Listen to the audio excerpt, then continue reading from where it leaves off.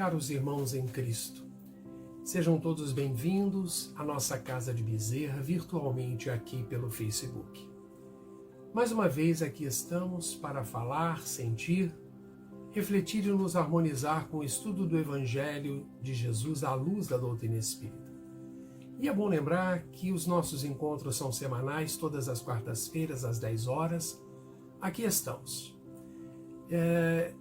Nestes momentos de grandes desafios, vamos nos permitir, esse é um convite que eu faço a todos nós, uma pausa para a reflexão e harmonização de nossas mentes e corações, sempre voltados para a luz que nos direciona ao bem. Hoje eu quero falar com vocês sobre a bem-aventurança. Vocês sabem qual é o significado de bem-aventurança? Isso mesmo. Ela é sinônimo de glória, beatitude, felicidade, bem-estar. As bem-aventuranças são pilares elementares de nossa fé, pois devemos rigorosamente observá-las e praticá-las para alcançar um estado diante de Deus ao qual seja bom para os seus olhos. Vocês já quiseram se aprofundar em cada uma delas? Bom, sim, eu também. E nestes poucos minutos de conversa, é claro que faremos apenas um sobrevoo sobre o tema e recolher alguns aprendizados. Interessante saber que as bem-aventuranças fazem parte do Sermão do Monte, onde Jesus fala sobre uma realidade difícil de se alcançar, porém necessária para o reino de Deus. Com isso, vamos conseguir compreender que a jornada terrena não é fácil, porém, se perseverarmos em ser de forma verdadeira um servo de Deus, não podemos de forma alguma menosprezar esse riquíssimo sermão. Por isso, seu estudo é fundamental. Bom, e o que significa bem-aventurado? Eu fiz uma pesquisa de traduções para esta palavra e encontrei várias, como por exemplo feliz, felicidade, alegre, contente, dentre outras. Porém, aquela que mais me agradou foi mais que feliz. Te agradou também? Bom, vamos agora fazer um breve comentário sobre o contexto das bem-aventuranças. No momento da pregação de Jesus, ele sobe ao monte e ensina, não só para os seus discípulos, mas para uma multidão que o seguia, conforme relata Mateus no capítulo 5, versículo 1 e 2. Jesus, vendo a multidão, subiu ao monte e, assentando-se, aproximaram-se dele os seus discípulos e, abrindo a boca, os ensinava, dizendo: Assim como Moisés recebe a lei em um monte, Jesus também ministra seus estatutos sobre o monte. Então, a partir desta introdução, começa a falar o mestre sobre as bem-aventuranças. Mas Jesus nos fala sobre os pobres de espírito, os que choram, os mansos, os que têm fome e sede de justiça, os misericordiosos, os limpos de coração, os pacificadores e os que sofrem perseguições. Bem-aventurados os pobres de espírito, porque deles é o reino dos céus. Pobreza de espírito, em outras palavras, são aqueles que reconhecem sua pobreza não material, mas espiritual. Quando tiramos nosso orgulho espiritual e colocamos a nossa pobreza, reconhecemos que somos totalmente necessitados de Deus. Afinal, somos seus filhos. Não adianta achar que somos soberanos na nossa vida espiritual, pois devemos reconhecer que o único soberano é o próprio Criador. Bem-aventurados os que choram, porque eles serão consolados. O choro descrito neste versículo é muito benéfico, pois traz um arrependimento junto com ele.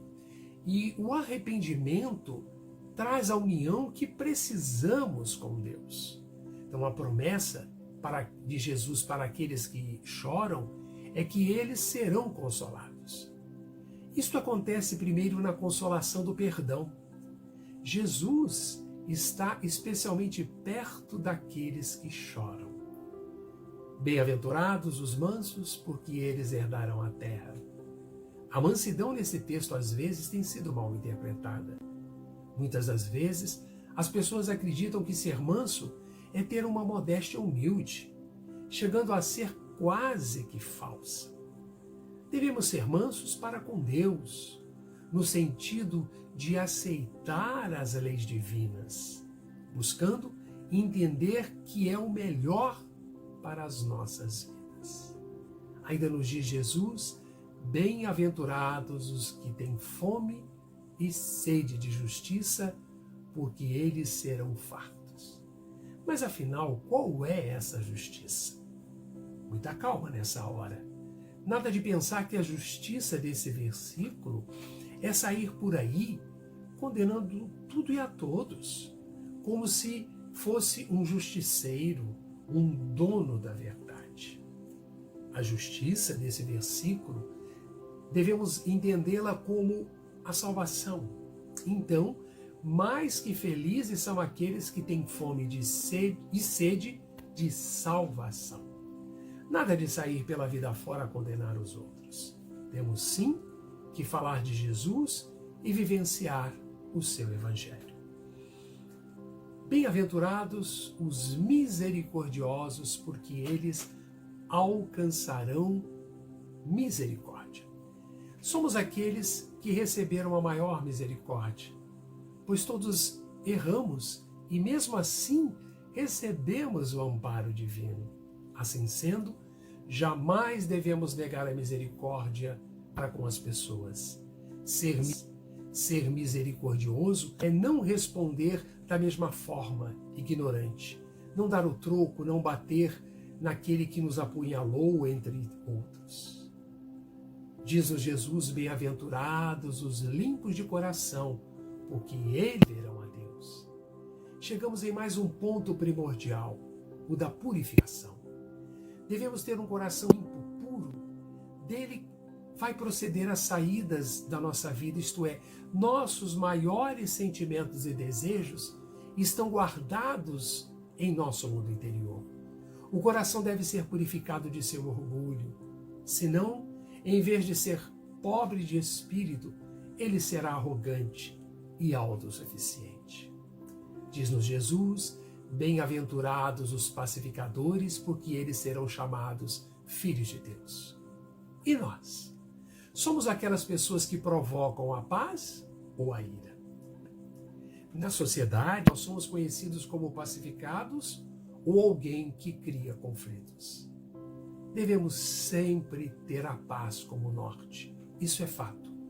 Para sermos verdadeiros purificadores, devemos ter a paz em nosso coração. E para isso, somente o interior em Jesus que pode ser pacificador.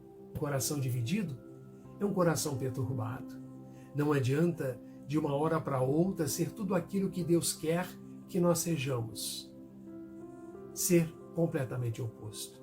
Então, quanto mais pacificador somos, mais nos aproximamos de Deus. Bem-aventurados os que sofrem perseguição por causa da justiça, porque deles é o reino de Deus, dos céus. Chegamos então, queridos irmãos, ao final das bem-aventuranças. De forma lamentável, o que vimos muito hoje em dia, e isso fala de Brasil, é a perseguição. Muitas pessoas que estão nas mídias são perseguidas porque falam ou fazem coisas inadequadas. Porém, é difícil ver uma que é perseguida porque é um seguidor de Jesus. Não tentemos praticar todas as bem-aventuranças da noite para o dia. Vamos seguindo aos poucos, colocando nossas ações edificantes, pois com o passar do tempo, nós vamos sim conseguir melhorar. Não desistamos jamais de Jesus, pois Ele nunca desistirá de nós. Então, estas são as nossas reflexões. Faz algum sentido para vocês? Não deixe de compartilhar a sua opinião abaixo no campo dos comentários. Compartilhem essa mensagem para aqueles que vocês julguem que precisam ouvir essas orientações que estamos trazendo. Então, que estejamos juntos no nosso próximo encontro. Essas são as nossas reflexões do dia de hoje. Espero que tenhamos aproveitado este momento e que possamos estar juntos na próxima semana, em que falaremos sobre o Evangelho à luz da doutrina espírita. Fiquem em paz e continuem se cuidando. Um forte e fraterno abraço. Caros irmãos em Cristo,